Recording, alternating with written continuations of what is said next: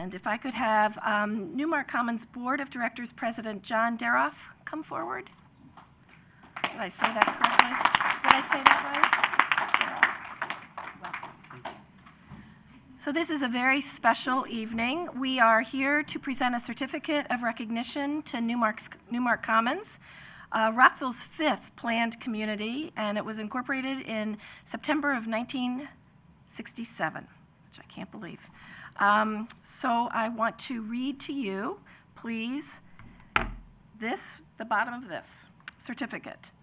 With this certificate of recognition, the City of Rockville honors and acknowledges the community's cultural, ethnic, demographic, and socioeconomic diversity reflected in its broad array of community activities, including formal board committees, an MCSL swim team, grassroots interest groups ranging from book clubs to playgroups, and annual community social events, including an international dinner. Newmark Commons reflects the spirit of inclusiveness for which our city has become well known. And this doesn't say it on there, but for which we all celebrate. So thank you, John, very much.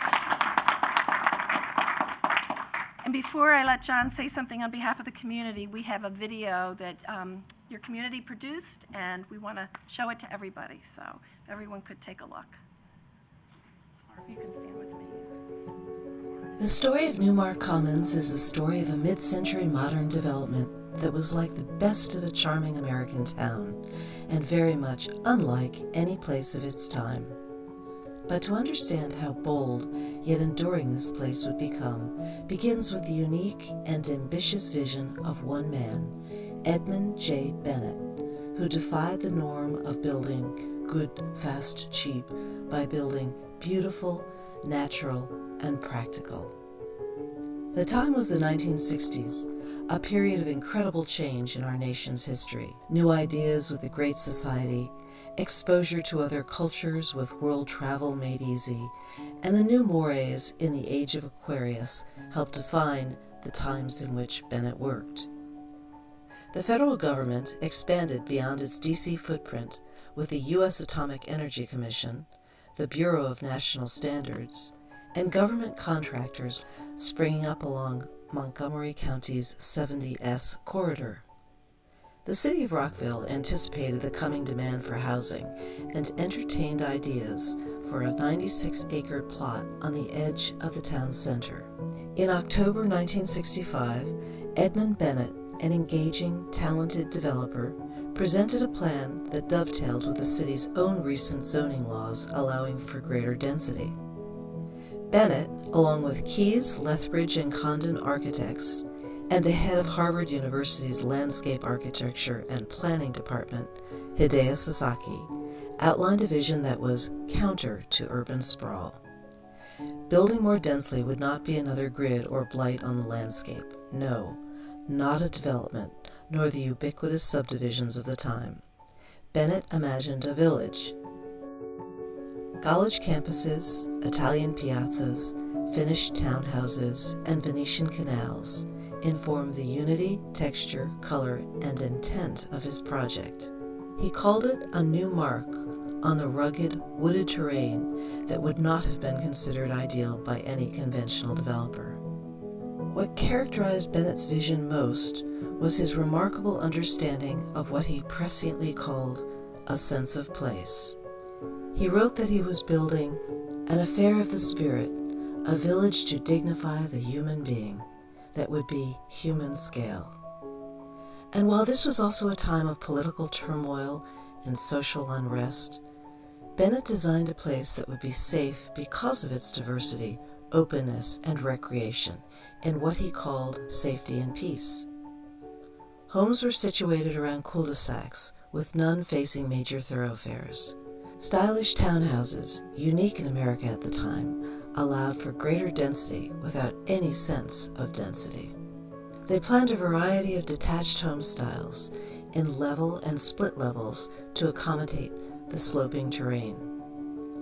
They deftly secured agreement for asphalt paths behind homes and a pedestrian underpass under a major thoroughfare. And they conceptualized the idea of outdoor living long before it was fashionable, situating each structure to make use of the terrain, with patio courts framing nature, and clear story windows to show the canopy but maximize privacy too. Situated modernism had no hard-edge grids to accommodate building equipment or speed to completion. The land itself informed the building, and to ensure the lasting quality of this place, they developed covenants to maintain high standards in property upkeep. These covenants maintain the shared interests of the community, a deep respect for the topography, the flora and fauna relative to the built forms. But what elevated this new village into an enduring community was the team's planning for all the needs of the community, from recreation to commercial infrastructure too. Recreational features became a social hub, a pool, children's playgrounds, tennis courts, a community center, the lake.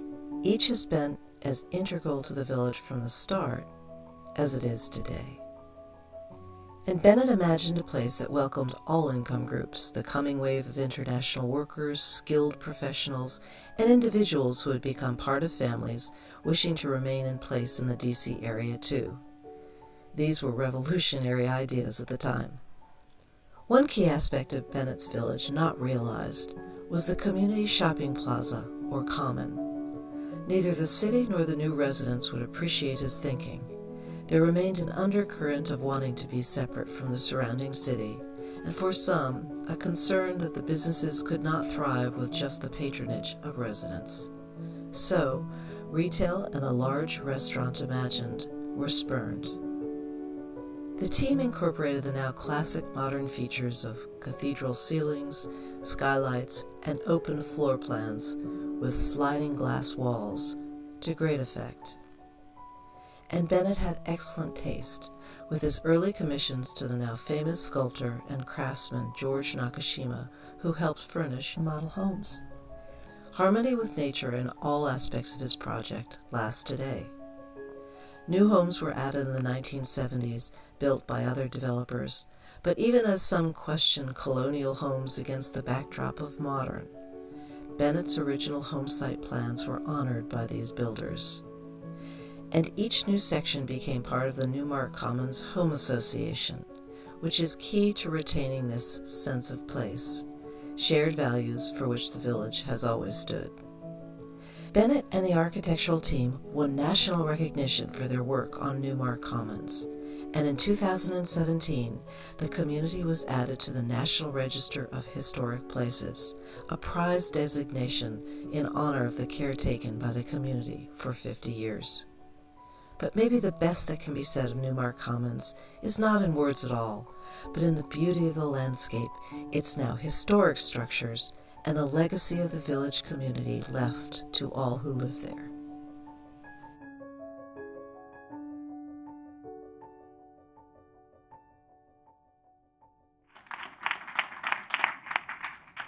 Are David or Judy here this evening? Will you please stand so we can thank you for the photography and the...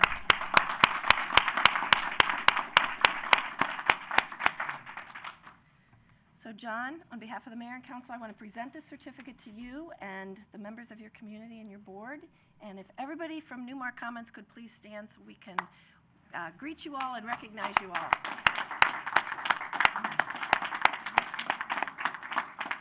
And if you'd like to say anything, I'll just step out of it. Yeah, please.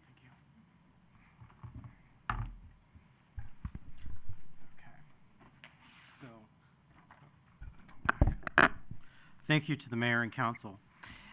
We would like to thank Yarman Cordero of Neighborhood Resources for the support on two separate projects that we've undertaken over the past 2 years, the rebuilding of our website and the publication of our 50th anniversary booklet,